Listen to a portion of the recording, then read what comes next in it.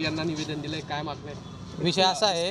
विषय असा आहे की विधानसभा 2024च्या वेळेस दोघांनी म्हणजे महायुती आणि महाविकास आघाडी दोघांनी घोषणा केली होती की आम्ही शेतकऱ्यांना कर्जमाफी देऊ, परंतु त्यांनी दिलेली नाही। आता जो सत्तेत आलेला आहे तर त्यांची जबाबदारी होती की कर्जमाफी द्यायची, आणि जर का ते देत नसतील तर आमच्या शेतकऱ्यांची त्यांनी सरळ म्हणजे जाहीरनाम्यात घोषणा करून सरळ त्यांनी आमची फसवणूक केलेली आहे। म्हणून आज आम्ही मान्य जिल्हा पोलीस अधीक्षक यांना निवेदन द्यायला आलेलो आहोत। तक्रारी अर्ज दिलेला आहे की सदर शासनावरती ज्यांनी ज्याची घोषणा दिलेल्या आहेत त्यांच्यावरती फौजदारी किंवा मग फसवणुकीचा गुन्हा दाखल करण्यात यावा।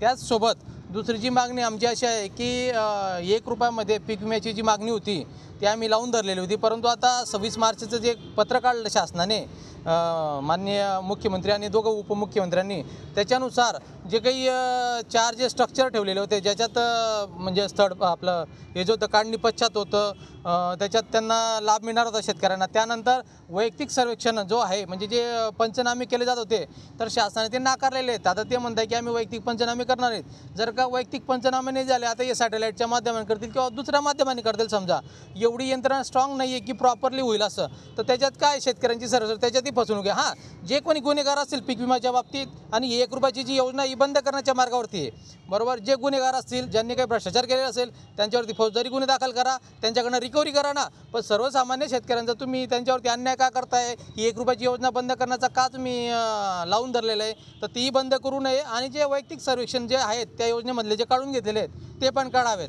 असं आमची सरळ मागणी आहे।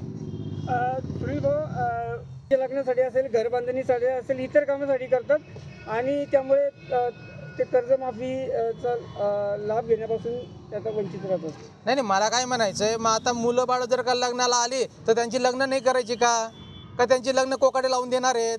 असं डोक्यावर पडल्यासारखं मग कृषी मंत्र्यांनी बोलू नये। याच्याने काय होतं, असं जर बोलतील तर महाराष्ट्रामध्ये त्यांना तर माहिती आता सर्व ठिकाणी असंतोष आहे महाराष्ट्रामध्ये की कोकाटे मंत्री आणि म्हणतात की आम्ही दिलगिरी व्यक्त करतो। अरे माफी मागायला पाहिजे, तुम्ही जर का ते करू शकत नाही तर माफी मागा। दिलगिरी काय व्यक्त करतात?